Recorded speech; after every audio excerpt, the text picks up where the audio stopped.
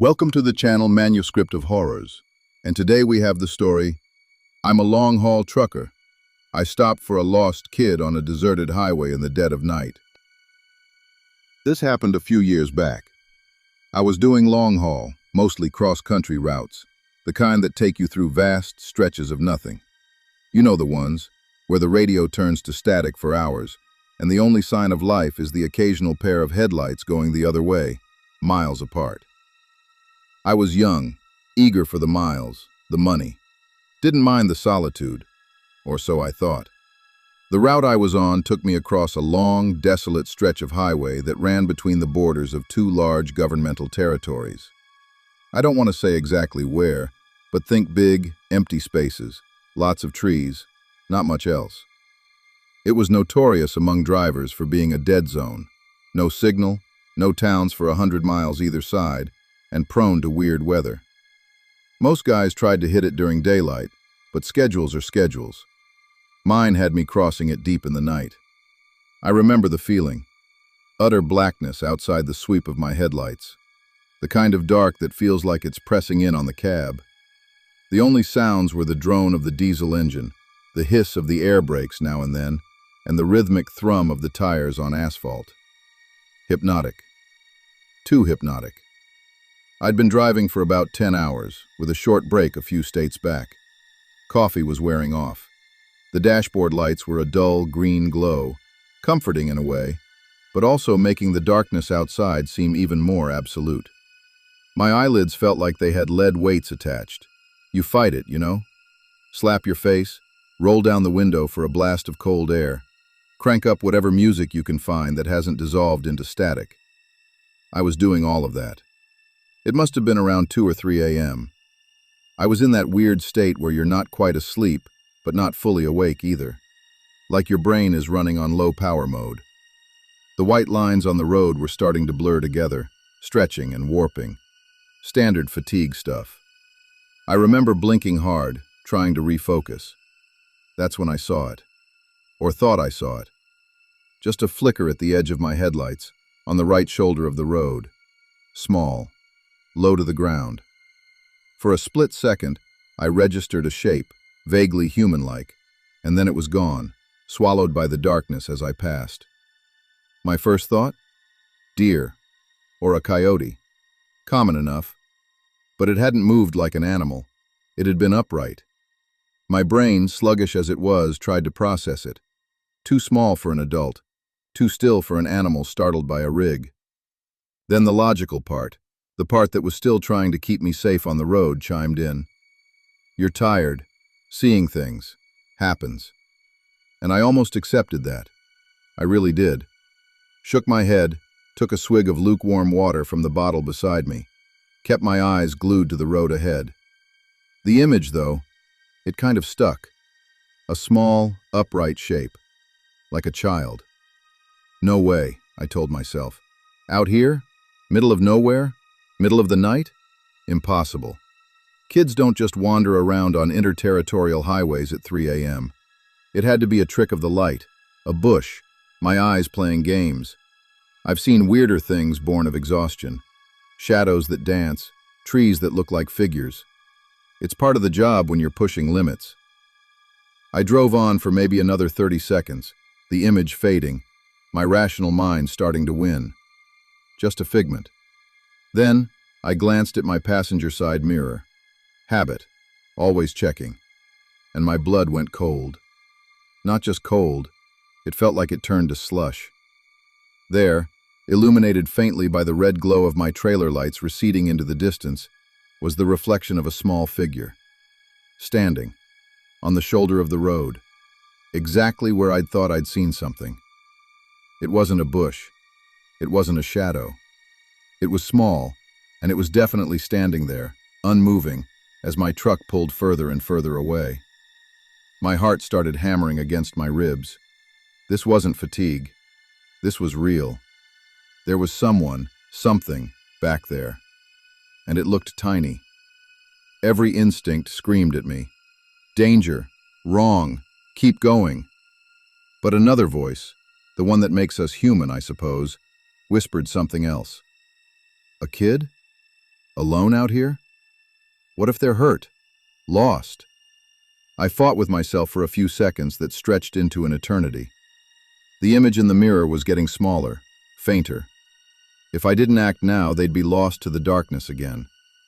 God, the thought of leaving a child out there, if that's what it was. Against my better judgment, against that primal urge to just floor it, I made a decision. I slowed the rig, the air brakes hissing like angry snakes, pulled over to the shoulder, the truck groaning in protest. Put on my hazards, their rhythmic flashing cutting into the oppressive blackness. Then, I did what you're never supposed to do with a full trailer on a narrow shoulder. I started to reverse. Slowly, carefully. My eyes flicking between the mirrors, trying to keep the trailer straight, trying to relocate that tiny figure. The crunch of gravel under the tires sounded unnaturally loud. It took a minute, maybe two, but it felt like an hour. The red glow of my taillights eventually washed over the spot again, and there it was. A kid. I stopped the truck so my cab was roughly alongside them, maybe 10 feet away. Switched on the high beams, hoping to get a better look, and also to make myself clearly visible as just a truck, not something else. The kid was small, really small. I'd guess maybe 6, 7 years old. Hard to tell in the glare. They were just standing there, on the very edge of the gravel shoulder, right where the trees began. The woods pressed in close on this stretch of road, tall, dark pines and dense undergrowth that looked like a solid black wall just beyond the reach of my lights. The kid wasn't looking at me. They were facing sort of parallel to the road, just walking, slowly, like they were on a stroll, completely oblivious to the massive 18-wheeler that had just pulled up beside them, engine rumbling, lights blazing. They were wearing what looked like pajamas, thin, light-colored pajamas. In the chill of the night, no coat, no shoes that I could see. My mind reeled. This was wrong. So many levels of wrong. I killed the engine. The sudden silence was almost deafening, amplifying the crickets, the rustle of leaves in the woods from a breeze I couldn't feel in the cab. My heart was still thumping, a weird mix of fear and adrenaline, and a dawning sense of responsibility. I rolled down the window. The night air hit me, cold and damp, carrying the scent of pine and wet earth. "Hey!" I called out. My voice sounded hoarse, too loud in the quiet. "Hey, kid!" No response. They just kept walking, one small bare foot in front of the other, at a pace that was taking them absolutely nowhere fast. Their head was down slightly.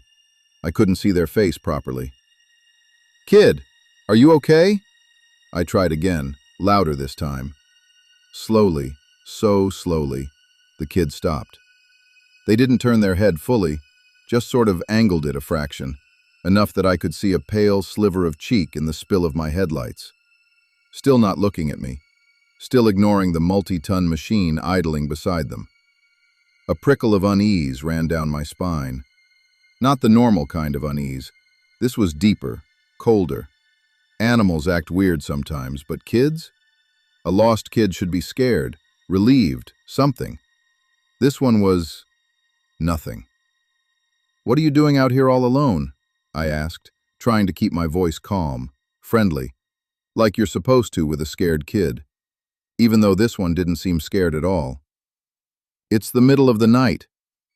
Silence. Just the sound of their bare feet scuffing softly on the gravel as they took another step, then another. As if my presence was a minor inconvenience, a background noise they were choosing to ignore. This wasn't right. My internal alarm bells were clanging louder now. My hand hovered near the gear stick. Part of me wanted to slam it into drive and get the hell out of there. But the image of this tiny child, alone, possibly in shock. I couldn't just leave, could I? "Where are your parents?" I pushed, my voice a bit sharper than I intended. "Are you lost?" Finally, the kids stopped walking completely. They turned their head, just a little more. Still not looking directly at my cab, more towards the front of my truck, into the glare of the headlights. I could see their face a bit better now. Pale, featureless in the harsh light, like a porcelain doll. Small, dark smudges that might have been eyes. No expression. None. Not fear, not sadness, not relief. Just blank. An unreadable slate. Then, a voice. Small, thin, like the rustle of dry leaves. Lost. Just that one word. It hung in the air between us. Relief washed over me, quickly followed by a fresh wave of concern. Okay, lost. That's something I can deal with. Okay, kid. Lost is okay. We can fix lost. Where do you live? Where were you going? The kid finally, slowly, turned their head fully towards my cab. Towards me. I still couldn't make out much detail in their face. The angle, the light. Something was obscuring it, keeping it in a sort of shadowy vagueness despite the headlights. But I could feel their gaze. It wasn't like a normal kid's look. There was a weight to it, an intensity that was deeply unsettling for such a small form. Home, the kid said, that same thin, reedy voice. Trying to get home. Right, home. Where is home? I asked, leaning forward a bit, trying to project reassurance. Is it near here? Did you wander off from a campsite? A car? There were no campsites for miles, no broken-down cars on the shoulder. I knew that. The kid didn't answer that question directly. Instead, they took a small step towards the truck. Then another. My hand tensed on the door handle, ready to open it, to offer… what? A ride? Shelter? I didn't know. It's cold out here, I said, stating the obvious. You should get in. We can get you warm, and I can call for help when we get to a spot with a signal. My CB was useless, just static. My phone had shown no service for the last hour. The kid stopped about 5 feet from my passenger door, still in that pale, thin pajama-like outfit, barefoot on the sharp gravel. They should be shivering, crying. They were doing neither. Can you help me? The kid asked. The voice was still small, but there was a different inflection to it now. Less flat, a hint of something else. Pleading, maybe? Yeah, of course. I can help you, I said. That's why I stopped. Where are your parents? How did you get here? The kid tilted their head, a jerky, unnatural little movement. They're waiting. At home. Okay. And where's home? Which direction? I gestured vaguely up and down the empty highway. The kid didn't point down the road. They made a small, subtle gesture with their head, a little nod, towards the trees, towards the impenetrable darkness of the woods lining the highway.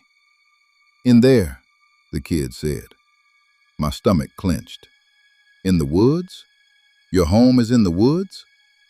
Lost, the kid repeated, as if that explained everything. Trying to find the path. It's dark. Yeah, it's very dark, I agreed, my eyes scanning the tree line. It looked like a solid wall of black. No sign of any path, any habitation. Just dense, old-growth forest. The kind of place you could get lost in for days, even in daylight. Can you come out? The kid asked. Help me look? It's not far. I can't see it from here. Every rational thought in my head screamed, no. Get out of the truck? In the middle of nowhere, in the pitch dark, with this strange child who wanted me to go into those woods? No, absolutely not. But the kid looked so small, so vulnerable. If there was even a tiny chance they were telling the truth, that their house was just a little way in, and they were genuinely lost. I don't think that's a good idea, buddy, I said, trying to sound gentle. It's dangerous in there at night, for both of us. Best thing is for you to hop in here with me. We'll drive until we get a signal, and then we'll call the police or the rangers. They can help find your home properly. The kid just stood there, that blank, unreadable face fixed on me. But it's right there, they insisted, their voice a little more insistent now. Just a little way. I can almost see it. If you just step out, the light from your door would help." My skin was crawling. There was something profoundly wrong with this scenario. The way they were trying to coax me out, the lack of normal emotional response, the pajamas, the bare feet, the woods. I looked closer at the kid, trying to pierce that strange vagueness around their features. My headlights were bright, but it was like they absorbed the light rather than reflected it. Their eyes. I still couldn't really see their eyes, just dark hollows. "I really think you should get in the truck," I said, my voice firmer now. "It's warmer in here. We can figure it out together." The kid took another step closer. They were almost at my running board now. "Please?" they said, that reedy voice again. "My leg hurts. I can't walk much further. If you could just help me a little, just to the path." My internal conflict was raging. My trucker instincts, honed by years of seeing weird stuff and hearing weirder stories at truck stops, were blaring warnings.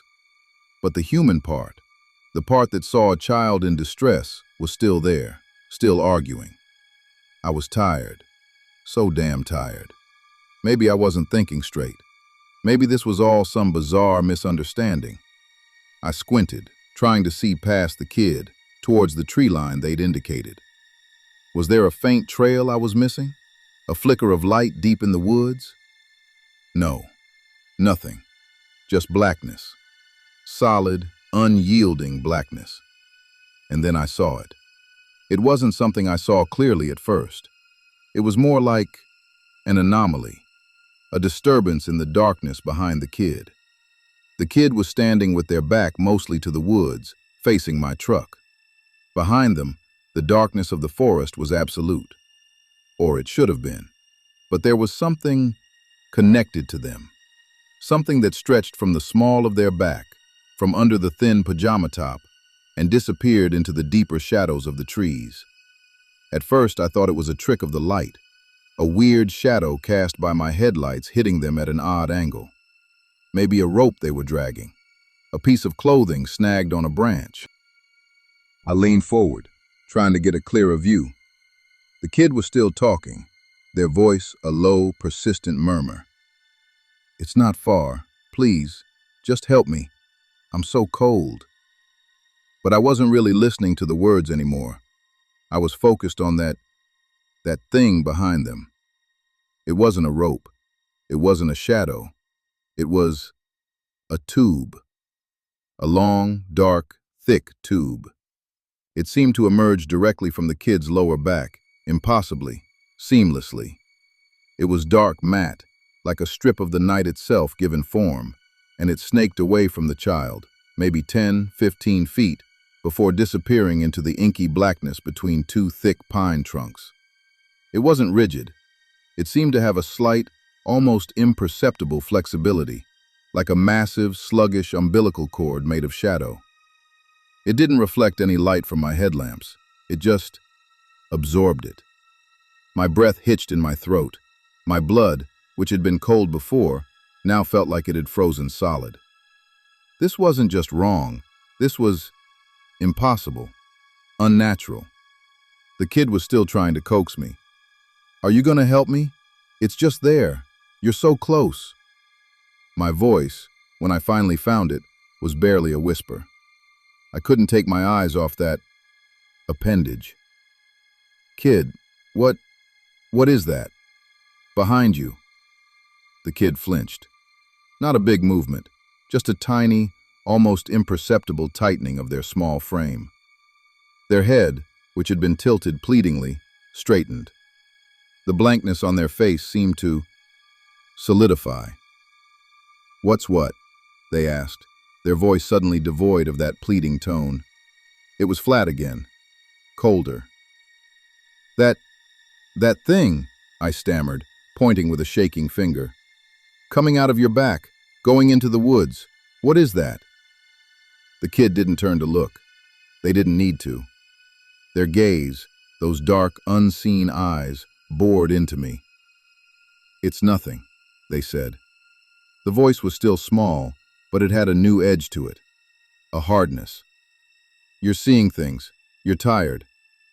They were using my own earlier rationalization against me. "No," I said, my voice gaining a tremor of conviction born of sheer terror. "No, I'm not. I see it. It's right there. It's connected to you." The kid was silent for a long moment. The only sound was the thumping of my own heart, so loud I was sure they could hear it. The crickets had stopped. The wind seemed to die down. An unnatural stillness fell over the scene. Then, the kid's face began to change. It wasn't a dramatic movie monster transformation. It was far more subtle and far more terrifying. The blankness didn't leave, but it sharpened. The pale skin seemed to tighten over the bones. The areas where the eyes were, those dark smudges, seemed to deepen, to become more shadowed, more intense. And a flicker of something ancient and utterly alien passed across their features. It wasn't human anger. It was something older, colder, and infinitely more patient, now strained to its limit. The air in my cab suddenly felt thick, heavy, hard to breathe. "Just come out of the truck," the kid said, and the voice, oh God, the voice. It wasn't the small, reedy voice of a child anymore. It was deeper, resonant, with a strange, grating undertone, like stones grinding together. It was coming from that small frame, but it was impossibly large, impossibly old. It vibrated in my chest. "Come out, now!" The command was absolute. My hand, which had been hovering near the gear stick, now gripped it like a lifeline. My other hand fumbled for the ignition key, which I'd stupidly left in. "What are you?" I choked out, staring at the monstrous thing playing dress-up in a child's form, at the dark, pulsating tube that was its anchor to the shadows. The kid's head tilted again, that jerky, unnatural movement. The expression on its face, if you could call it that, was one of pure, unadulterated annoyance. Contempt. Like I was a particularly stupid insect it had failed to swat. And then it spoke, in that same terrible, resonant, grinding voice. The words it said are burned into my memory, colder than any winter night. "Why?" it rasped, the sound seeming to scrape the inside of my skull. "The fuck are humans smarter now?" That was it. That one sentence. The sheer cosmic frustration in it. The implication of past encounters, of easier prey. The utter alien nature of it. I didn't think. I didn't plan. I reacted. Primal fear, the kind that bypasses all higher brain function, took over. My hand twisted the key. The diesel engine roared back to life, a sudden, violent explosion of sound in the horrifying stillness. The kid, the thing, actually recoiled. A small, jerky step back. The expression, that awful, tightened, ancient look, intensified. I slammed the gear stick into drive.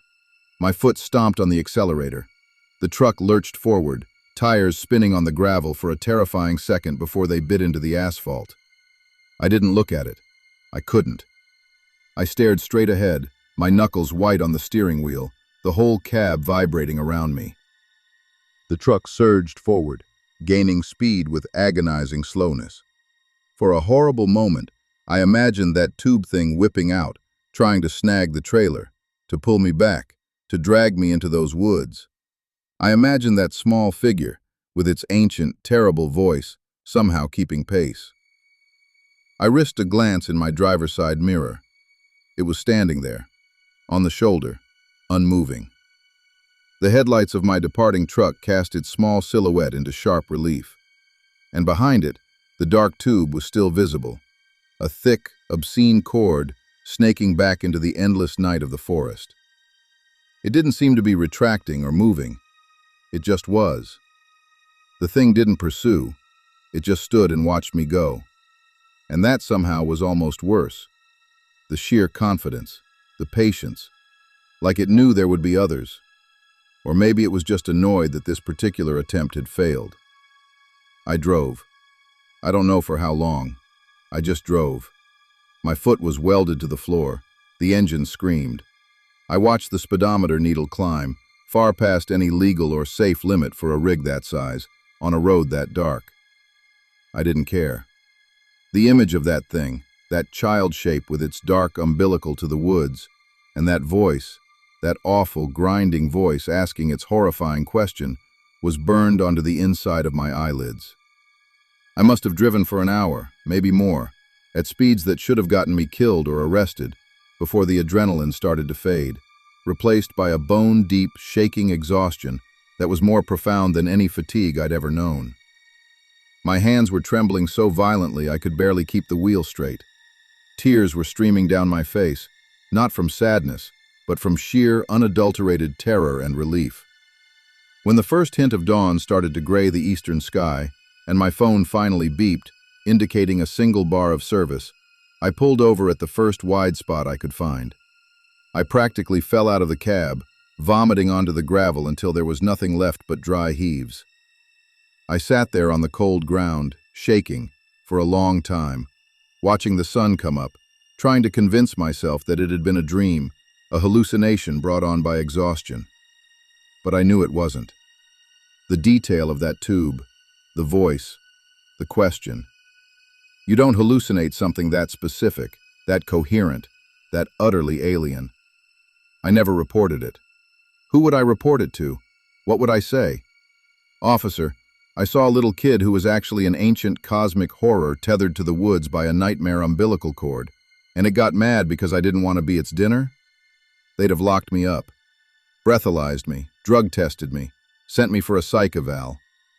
I finished that run on autopilot, dropped the load, drove my rig back to the yard, and I quit.